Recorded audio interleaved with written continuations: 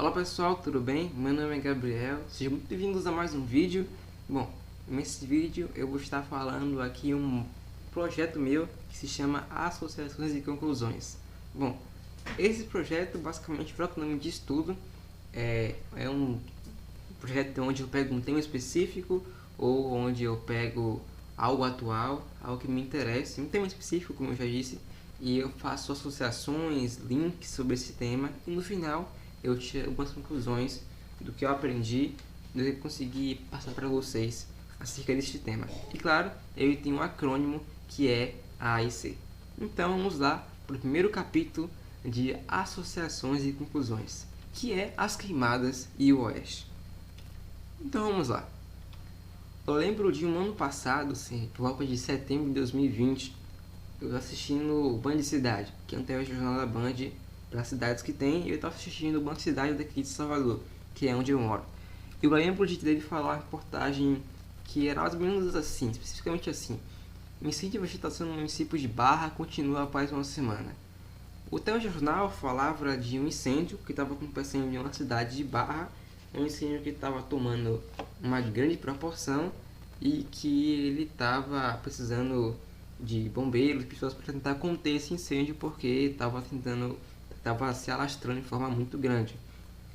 Bom, a partir daí eu fiquei curioso e fui tentar pesquisar e tentar entender um pouquinho mais sobre o que estava acontecendo nessa tal cidade de Barra. Então, partindo do princípio o que é essa cidade, onde ela fica. A cidade de Barra é uma cidade que fica no estado da Bahia. Aqui tem algumas imagens dela para vocês. É uma cidade bem bonita e ela fica entre mais ou menos ali perto do Rio Grande e o Rio São Francisco. Aqui é onde fica a cidade de Barra. Bom, e então foi um pouquinho ver sobre essa tal cidade que ficava na Bahia, ela fica. Bom, o Band Cidade, o telejornal, dizia que ela se situava no centro-oeste do estado. Mas eu fui pesquisar um pouquinho mais e eu vi que ela ficava mais ou menos no centro-oeste, não é corretamente ali. Ficava um pouco mais para o norte, mais para o noroeste da Bahia. Então eu fico ali um pouco entre o norte e o nordeste. Então já não é mais centro-oeste.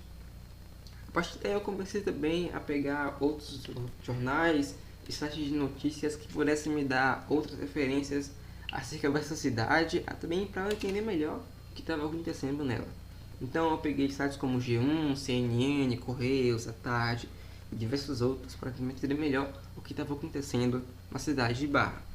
Bom, a partir daí eu descobri umas coisas interessantes, que na maioria das vezes no título ou no próprio texto que estava falando no site de notícias falava de cidade do interior e cidade no oeste da Bahia.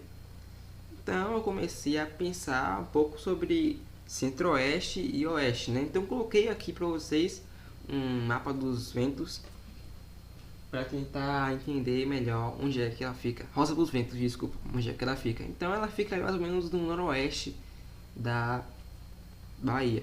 Então sabemos agora que a cidade de Barra se situa na parte oeste, no noroeste do estado. Então eu meio que aceitei e decidi continuar a pesquisa.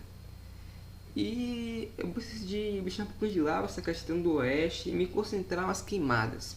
Então eu pensei em outro lugar que também estava tendo bastante queimada na época, até hoje está tendo, que também estava acontecendo muitas queimadas no Brasil, que é o Pantanal, é claro. Bom, o Pantanal ele é um bioma que ele... O bioma basicamente é um espaço geográfico que tem algumas características específicas. Ele é composto por um meio ambiente, por seres vivos e etc. O Pantanal ele se localiza em cerca de 3 países, como o Brasil, a Bolívia e o Paraguai. E ele tem algumas principais características que eu estou mostrando aqui para vocês, como floresta densa, uma hidrografia bastante complexa e com bastante umidade, além de características como áreas de inundação, relevo plano, formação de lagos e diversos outros, claro. Bom, essa foto aqui mostra um pouquinho essa parte verde onde fica o Pantanal, que ela abrange os 3 países, como eu falei, Brasil, Bolívia e também o Paraguai. Então eu fui ver um pouco mais da importância do Pantanal, qual a importância dele para hoje em dia e para o mundo e para América do Sul, principalmente, né, onde fica ele. Bom, primeiro de tudo é que o Pantanal ele é uma das áreas com maior biodiversidade do Brasil, ou seja, uma diversidade que tem a ver com a vida, uma diversidade que diz respeito à vida, como fauna e flora em geral. Além de ser um dos ótimos sistemas úmidos que colaboram com o clima aqui da América do Sul. Além de que ele serve para ponto de alimentação das famosas aves migratórias, né, que elas migram de um lugar para o outro, então elas param em um local para se alimentar e depois continuam migrando. Um outro ponto é a questão da agricultura, da economia, né? Por ser um ótimo bioma, ele também vai servir muito para a plantação. Claro, o gado também é algo muito significativo para a economia, para o PIB brasileiro como um todo. Além de que, por ser um lugar bonito e interessante, ele também é um ótimo local para o turismo, né? Principalmente pela paisagem, pelos rios, passear de barco, coisa do tipo.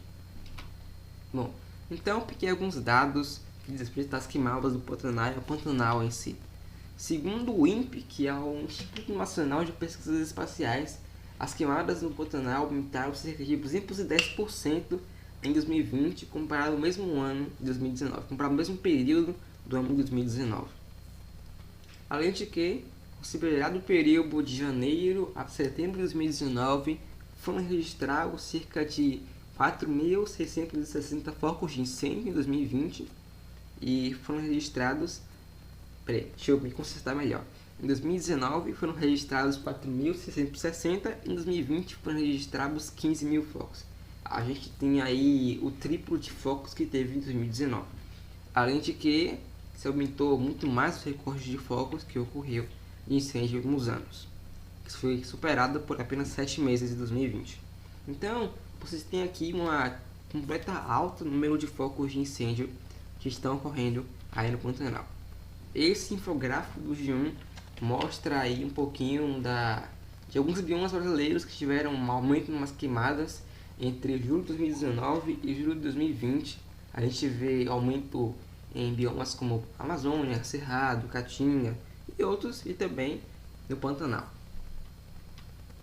Bom, então eu decidi pesquisar mais e ver mais a fundo, ver no site no órgão que tem tudo a ver, que tem todas as informações necessárias para entender melhor sobre esse tal, as queimadas do Pantanal. Que é claro o INPE, que como eu disse é o Instituto Nacional de Pesquisas Espaciais. Coloquei no Google, fui ver e entrei em uma parte do site que se chama Dados Abertos. Ali você consegue ver diversos dados abertos, como o próprio nome diz. Ele mostra dados sobre diversas coisas que você pode pesquisar, como emissão de efeito estufa, desmatamento em tempo real, floresta amazônica, banco de satélites com acesso gratuito, malha viária, informação geográfica, hidrográfica e etc. Então eu achei uma parte dessa questão de dados abertos do site que se chama Programa Queimadas do INPE. Eu entrei e eu achei um portal de dados abertos do programa Queimadas, né? Então eu tenho diversos arquivos para download, 24, 48 horas, baseado no GMT, diversas outras coisas. Também tem um serviço de mapas, algo para Google Earth, algo muito mais específico de geografia. E também eu contei umas coisas para download de HTTP. Então eu vi ver melhor esses tais dados. E eu fui esse download via HTTP e você acha lá diversos arquivos, a maioria deles em Excel, que falam sobre pequenos dados, os dados onde poderia ter foco ou está tendo foco de queimadas baseado em latitude, longitude, a data que foi registrado isso até utilizado pelo INPE, né? Então você tem gigantes dados sobre o que realmente está acontecendo nessas queimadas em diversos lugares do Brasil como um todo. E tanto que se você pegar, por exemplo, um local, como eu peguei aqui, né? Eu peguei um local aqui em específico, começar a longitude, coloquei no Google Maps e eu achei o local que estava ocorrendo essa queimada. Esse é o local antes de estar queimado, né? Como o Google Maps ainda não atualizou, então ele não vai estar desmatado e não queimado, mas você já consegue ver aqui um pouco do que poderia ter estragado, né? Com o estrago poderia ter feito em uma área tão verde, tão rica como essa que estão vendo aqui. Então deve ter sido algo muito ruim para esse local. E claro, você consegue a partir daí ver diversos outros locais que você pode ter esses tipos de focos. Inclusive eu encontrei, como estão marcando aí em vermelho para vocês, um incêndio localizado em Barra, na Bahia. Olha que coisa interessante. Bom, além disso, no INPE vocês podem ver diversos outros tipos de coisas. Então, se vocês querem ver coisas mais específicas ou querem entender melhor, recomendo vocês irem no site do INPE, porque tem várias coisas, diversas coisas lá, até mapas para riscos de fogo, fumaça, nuvens, incêndios e etc. Aqui são algumas fotos também desses mesmos mapas do INPE. E a partir daí eu comecei a ver diversos sites e folhas de jornal que falavam sobre o aumento das queimadas no Pantanal. Eu fui tentando fazer uma relação entre esse aumento das queimadas no Pantanal e também com lá a cidade de Barra, que ficava no oeste. Então eu comecei a pensar que eu sei onde o Pantanal fica, mas para eu ter uma ideia melhor, mais concreta do que eu preciso entender do que está acontecendo, eu preciso fazer algo mais interessante.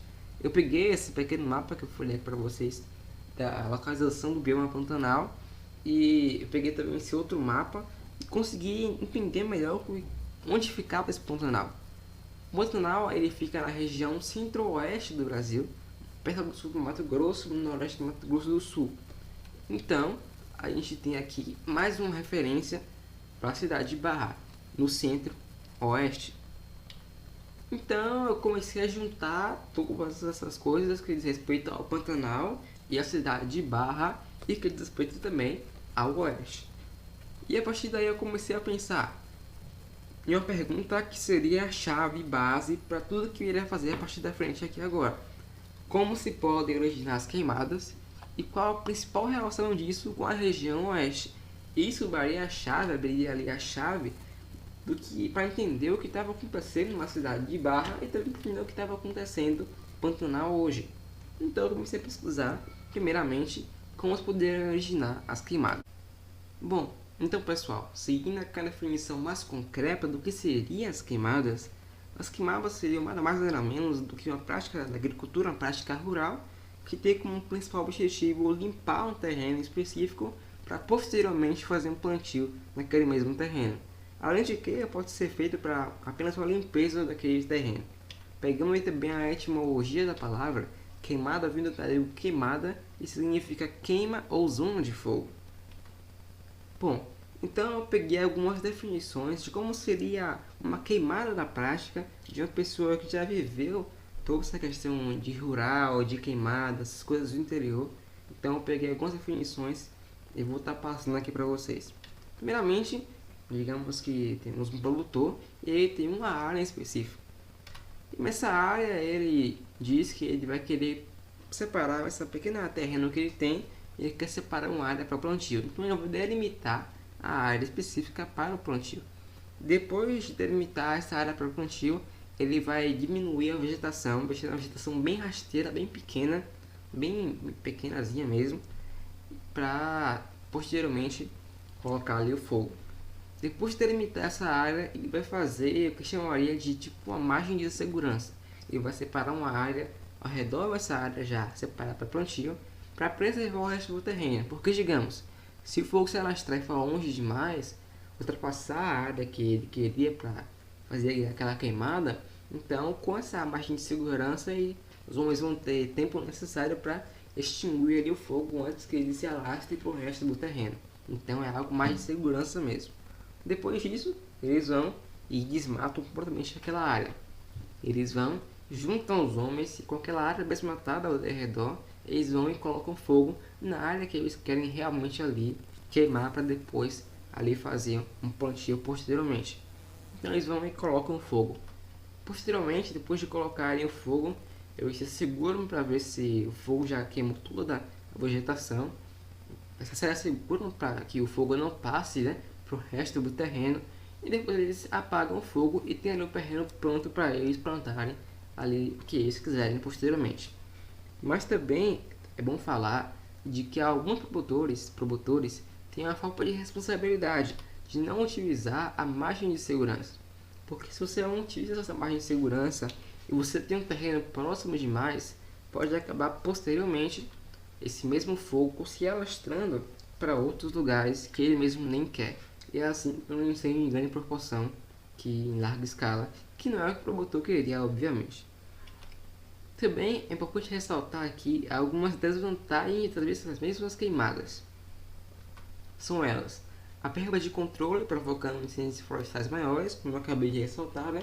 Se você não segue todos os scripts pré-programados, assim por dizer, você pode acabar perdendo o controle, ou normalmente pode acabar ter tudo normalmente ali pré-programado, mas acabar um fogo saindo do controle e ali ele se expandir, que você não consiga controlar posteriormente.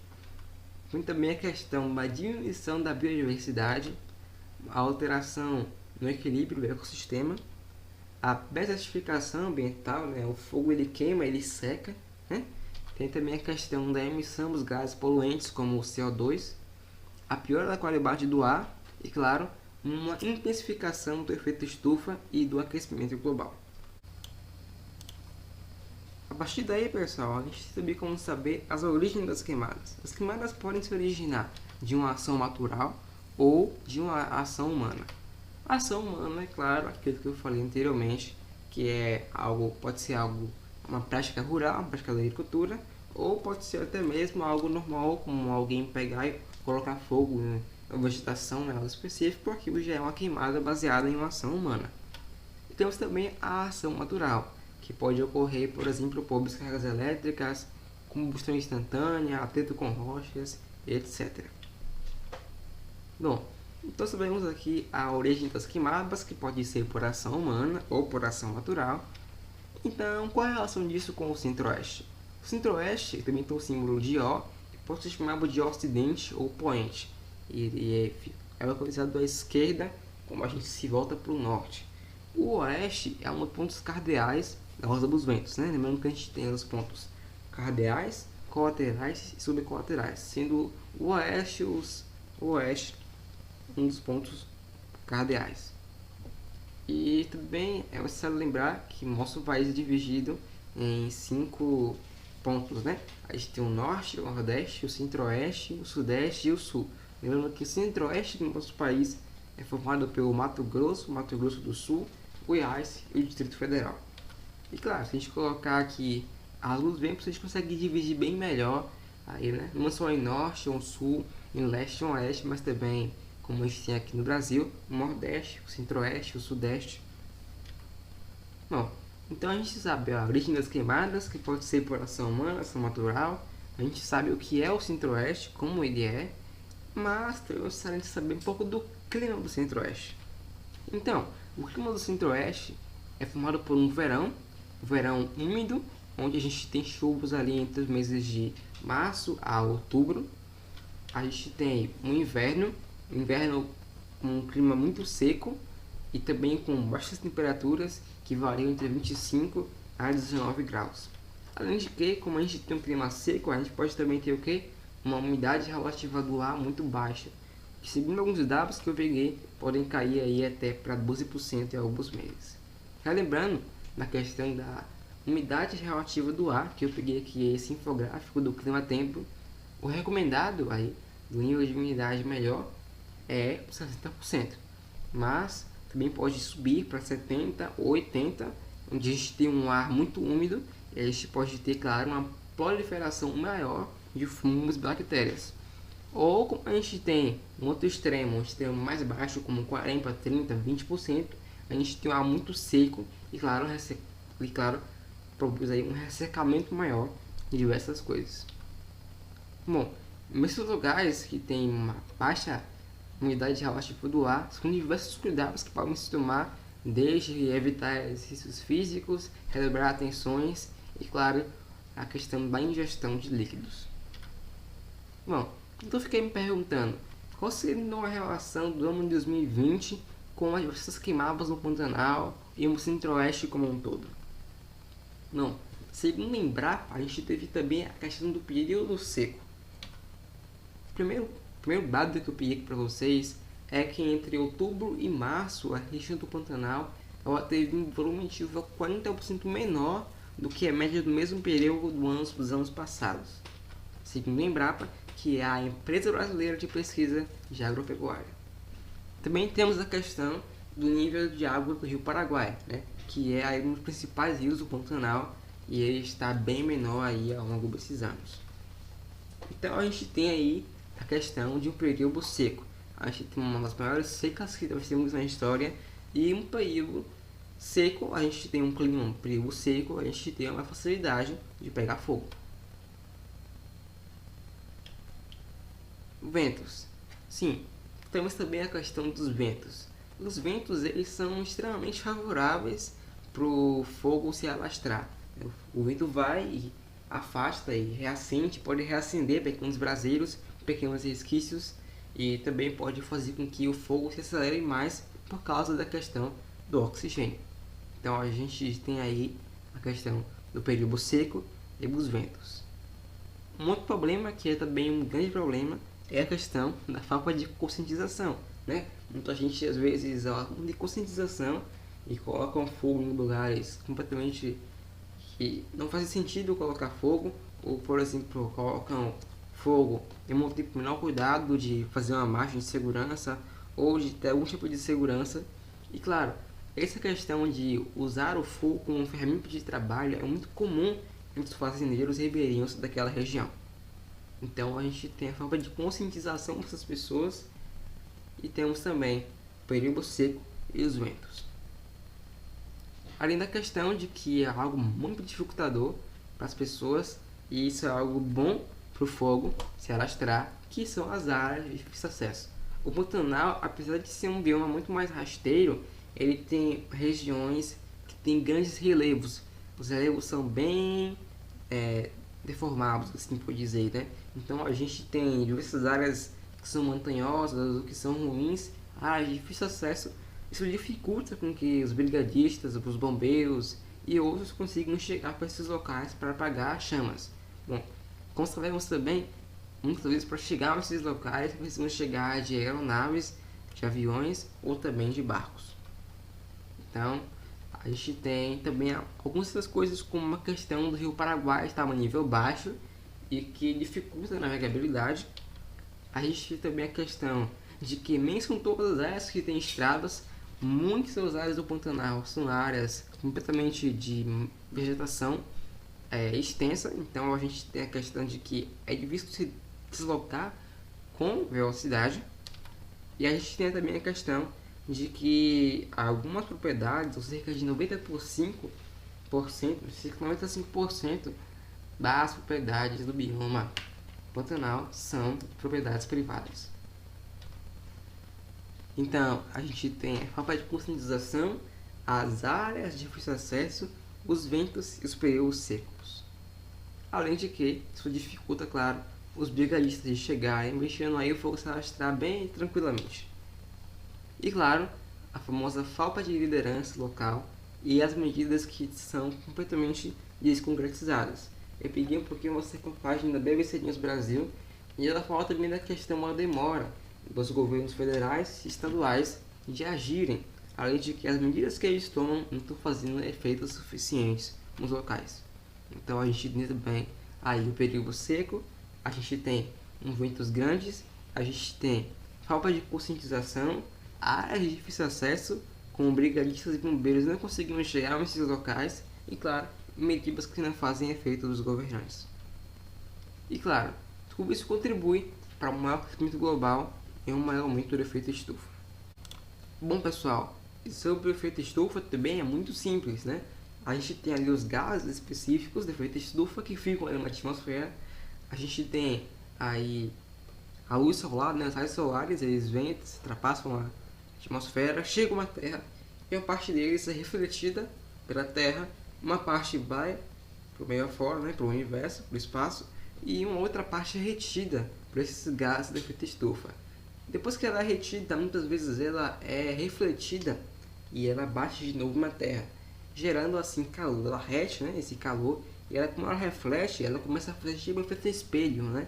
E assim ela começa a gerar muito mais calor, criando assim um aquecimento maior, um calor maior do que a própria Terra já tem, favorecendo assim muito mais ainda o famoso aquecimento global.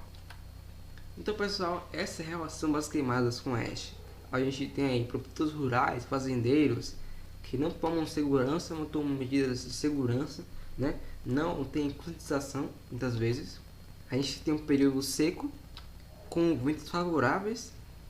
A gente tem as famosas áreas de difícil acesso que dificultam, né, a ida dos brigadistas para esses locais, os bombeiros para esses locais.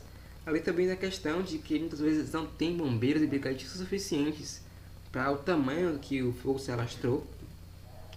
A gente tem também a questão de governantes locais e federais que tomam medidas que não se concretizam ou medidas que não têm efeito prático. A gente tem também a questão das ações naturais, né, das queimadas. E lá, tudo isso colabora para o efeito estufa. E a partir daí, para o aquecimento global.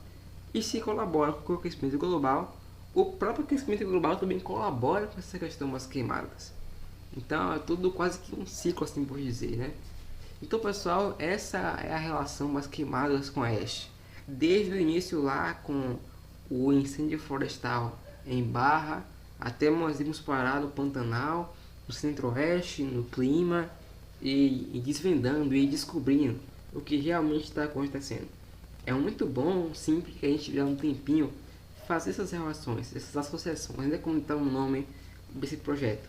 A gente parar e começar a pesquisar e fazer associações e pensar, gastar um tempo pesquisar. E no final de tudo é muito interessante porque a gente consegue compreender melhor o que está acontecendo. O que está acontecendo no mundo, ou coisas que a gente nem pensava em descobrir. Além de que a gente também conhece mais ainda a criação de Deus e contempla mais ainda o que Ele criou. Então sempre é muito interessante a gente fazer essas associações. E claro, temos também aqui algumas conclusões com também referências bíblicas. Como o próprio nome do projeto o projeto diz, são associações e conclusões. Então vamos lá. Primeiro de tudo são as motivações. Bom, pensem aí um pouquinho e qualquer coisa pode dizer nos comentários quais vocês acham que são as motivações para uma onda tão grande de incêndios e de queimadas. Motivações políticas, latifundiárias, financeiras, alguma briga, alguma rixa entre produtores rurais. Bom, são diversas hipóteses que a gente pode criar para o que realmente está acontecendo e quais são as verdadeiras motivações desse grande número, dessa grande onda de queimadas. Uma outra conclusão em relação que a gente pode fazer é com o incêndio que ocorreu na Califórnia, ali nos Estados Unidos, e que também pode ter a ver, né, com essa questão das queimadas em Oeste. Pode ter a ver, mas será que realmente tem a ver? Então fui mais a fundo e nessa reportagem ela diz o seguinte: os incêndios devastadores que varreram a costa oeste dos Estados Unidos. Opa, então realmente sim tem a ver essa relação aí da costa oeste dos Estados Unidos e esses incêndios. É o mesmo tipo de relação que fizemos aqui no Brasil, as queimadas com o oeste. Bom, pessoal, também vocês lembram aí da questão de 2019 que teve um incêndio em grande escala, né, florestal lá na Austrália. Será que tem a ver também com essa relação queimadas e oeste? Bom, eu pesquisei os locais que foram afetados, né, por esse grande incêndio florestal, mas não. Os locais onde ocorreram as queimadas são no lado sul e leste do país. Então não tem a ver com essa questão do centro-oeste ou do oeste com as queimadas. Bom, então vamos para a última pergunta, algo muito básico que é muito interessante, que é quase como uma reflexão desse primeiro capítulo de associações e conclusões, que é o seguinte: nas queimadas não posso ajudar, né? Não posso estar lá com brigadistas, com bombeiros lá lutando contra o fogo, mas dentro de tudo que foi abordado aqui, existe alguma coisa que possa ajudar, colaborando aí contra essas queimadas, contra tudo isso acontecer? Bom, tirando as contribuições monetárias no cartaz, sim, tem sim uma coisa que você pode fazer. Sendo sustentável, praticando bons hábitos que não prejudiquem o meio ambiente, nem colaborem com o efeito estufa. Então, você ser sustentável, né? Praticando hábitos sustentáveis, reciclagem, coisas do tipo, e hábitos que não prejudiquem o meio ambiente, nem colaborem com o efeito estufa, é muito bom, principalmente pela influência positiva que isso vai produzir nas pessoas que são ao seu redor. Por exemplo, digamos que aqui no meu bairro, digamos assim por dizer, só eu sou sustentável aqui. Então só eu pratico esses tipos de hábitos. Mas aí chega um outro e vê e acha interessante esses hábitos. E vai tentar procurar, saber e ver que esses hábitos colaboram, os hábitos bons. Então esse outro também começa a ser sustentável. E outro começa a ser, que passa para outros, que passa para outros, que passa para outros e muito mais. E assim forma uma rede de influência positiva, colaborando com o meio ambiente, não prejudicando e aumentando a efeito estufa, né? E consequentemente, claro, o aquecimento global. Bom, temos também, pessoal, a questão das referências bíblicas. Peguei 2 textos para vocês. Texto 1 é de Gênesis 1, de 11 a 13, diz o seguinte: Disse Deus: produz a terra erva verde, erva que dê semente, árvore frutífera que dê fruto segundo a sua espécie, cuja semente está nela sobre a terra. E assim foi. E a terra produziu erva, erva dando semente conforme a sua espécie, e árvore frutífera, cuja semente está nela, conforme a sua espécie. E viu Deus que era bom. E foi a tarde e a manhã, dia terceiro. E também o texto de Gênesis 2,15 diz o seguinte: E tomou o Senhor Deus o homem, e o pôs no jardim do Éden, para o lavrar e o guardar. Esses são os melhores textos para referenciar esse tema de queimadas e oeste. Deus ali, ministro de tudo, criou ali o que chamamos de meio ambiente. A erva verde, a erva que dê semente, as árvores, as plantas, etc. E Deus tomou ali o homem, pôs ele no jardim do Éden para o lavrar e o guardar. Deus pôs o homem ali para cuidar do meio ambiente, né? Como dizemos hoje. Para cuidar da criação que ele fez, né?